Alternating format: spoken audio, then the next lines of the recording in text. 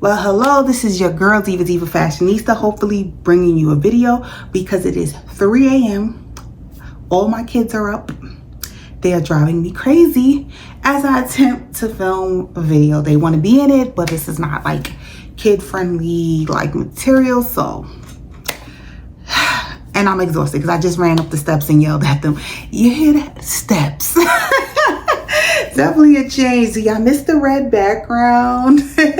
But yeah, if I look a little crazy, it's because I'm extremely tired. But I'm like, I'm going to get back into content creating. So this is my attempt. I haven't chatted in a while, so let's get to chatting. Something that's on my mind. So I'm going to batch film, so I'm not even going to pretend. I'm not going to change my clothes, try to pretend like it's another day. We're just going to batch film, and it is what it is. So why do I feel like I already have a video about the same topic I'm about to talk to you about? So two things I saw today that made me want to, express my opinion is, one, I saw a post on Instagram. It was about a week old, so I didn't comment. And plus, I felt like there was just no reasoning with these people. Some people just get a notion in their head and it's just like whatever, and they come to social media to argue, and I really don't have time at my big age to be arguing with some stranger that's just saying the most ignorant stuff to just get a rise out of people. And then the other thing was this statement by Adam Housley. They calling him Tamaga's husband. Y'all are so unserious. He made this post about growing up in a grocery store and the things he saw associated with food stamps, because somebody in the government is introducing legislation to limit what you can buy with food stamps. Now, we've been here before. Actually, Michelle Obama proposed something similar where, healthy, you can buy healthier foods and limit the junk food that can be bought with food stamps. And she was met with a lot of backlash. When it was her idea, it was like, why are we doing that? Like, now it's like, yeah, we might should. And Adam speaks of his experience growing up as a kid and how it just grinded his 5-year-old gears, seeing people come in and buy junk food with the food stamps and then pull out cash to buy cigarettes and beer. And when they didn't have the cash for the cigarettes and the beer, they would take the food stamps, buy a lime or lemon, go outside, throw it, and then repeat the process until they had enough money for the beer and the cigarettes. Now, I saw a lot of people say things like, and things that didn't happen, or why was he 5 years old pocket watching? But as someone who grew up in the hood, who at one point, my mom had an accident, so we were receiving food stamps. And that's back when you had the book and you had to rip it. Yeah, so you learn little shortcuts and little things around the system to take advantage. So were we in a position where we needed the public assistance? Yes. We needed the food stamps. And were we taking advantage of the system? No. But I learned the trick in the hood that you would take the food stamps and you'd buy something with it and you get the change. They'd give you change back, and which is, coins. So once you got the coins, you can use the coins for other things. So what we did, and they had a rule. So it wasn't like you just bought the cheapest thing in the store.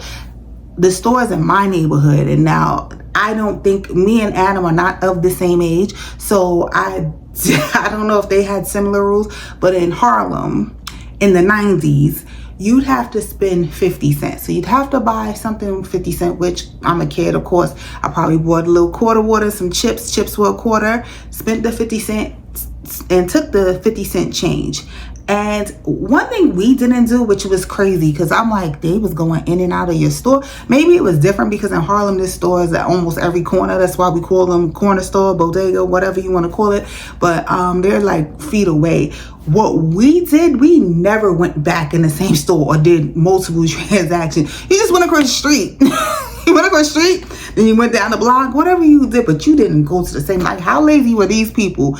So when people say, oh, they don't believe him, I believe him. I believe that people were doing it because I did it, but we did it in the sense of maybe I went here and I bought chips and a quarter worth for myself, and then maybe to the next store my brother bought us 50-cent soda, or my friend got something for 50 cents, a candy bar at the next store, and then you had enough money, you had $1. Pizza was $1. French fries at the Chinese restaurant was $1. So then you took your $1 and you got pizza. You got hot food, because you couldn't buy hot food with the food stamps. I couldn't buy pizza with the food stamps because that's one of the things you're not allowed. But if I broke the change down, then I could get it. Or if some random chance that I didn't have enough for bus fare, then I broke the food stamp, did the same type of thing, got the bus fare, because bus fare was $1 at one point. Then it went up to, like, in my lifetime, it went up to about $1.50. So to get bus fare, sometimes me and my cousins did. We went to the first store, they got some change, they got something, I got something, we got the change, repeat, went to the next store, got something else, until you had the bus fare if you were a little short. But it was never like, well, at least in my experience, I didn't buy a beer and the crap. Did I buy the junk food? Yes, I was a kid. What are you gonna do? Like, yeah, you're gonna buy chips, you're gonna buy candy bars. Like, was that my staple? Was I eating chips and candy bars and soda all day, every day? No, it's not the reality of things. The reality of it is, if you are on public assistance, chances are you need it. You have limited income, and you had to prove this to someone at this agency, and they approved it. You either qualify. I'm gonna keep saying this over and over. You qualify or you don't. And yes, are there people taking advantage of the system? Yes. Do I know people who, we'll get into that later. So then the other post that I saw was about Section 8. And a girl posted something like, she need the old people to get off Section 8 so the new younger generation could get a chance to have it, because her boyfriend needs an apartment and he want $500 rent too, or whatever the amount. I don't know if I'm making the amount up. Did screenshot it, so I'm gonna try to insert that into this video. And I'm just like, again, you qualify or you don't.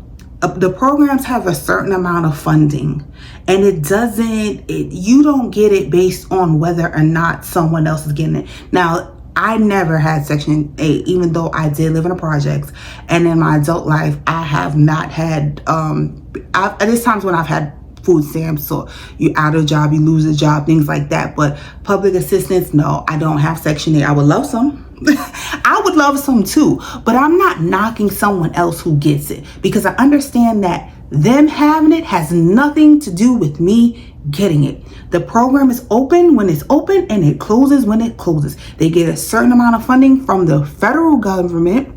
They decide that. So instead of being mad at other poor people, this is the notion I just don't get. Whether it's MAGA, whether it's black and brown people, poor people being mad at other poor people. You should be mad at the system that created it. You should be mad at the system that keeps you back so that you never get out of your tax bracket, that you never reach the heights of this 1%. Like, it used to be the 2%. Now we're at the 1%. People who are so wealthy and they're hoarding the money up top. And then we're down here at the bottom fighting.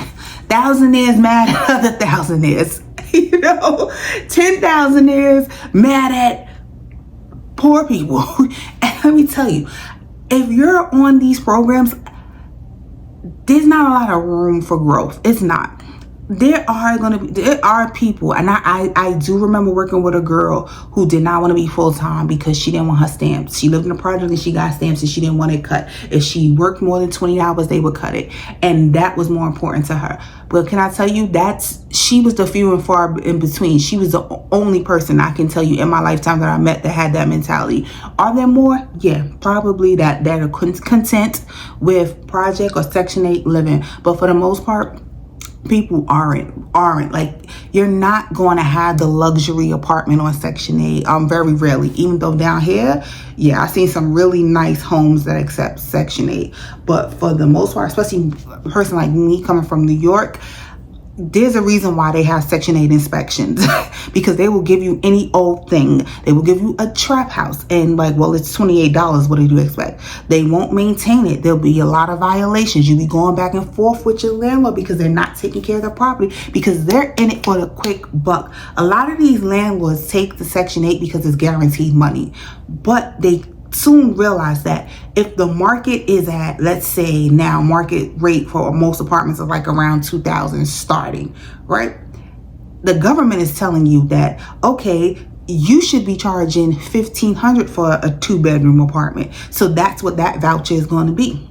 And then they adjust for the person's income. And then that's what they pay. Like, I come from the day where Section 8 was like 8. Yeah, your rent ended in 8. That's how drastically things have changed. I know people who had like $68 rent. I know people who had like $88 rent, $98, $108. Like, no, that's gone are those days. People have round number rents and they can go anywhere up to the thousands. You know, the program is intended. I saw people saying it's a stepping stone. You're not supposed to be on it forever. Says who? Where say that? Because if you're not supposed to be on it forever, there would be a cutoff. There would be a time when they had to get off of it. There would be a cap. But because there's not, there isn't. Like, should it? Maybe. That I'm not here to argue that. But I just hate that we're arguing over what somebody gets. Again, I said it before and I'm going to say it again. What you eat, don't make me shit. Thanks a lot.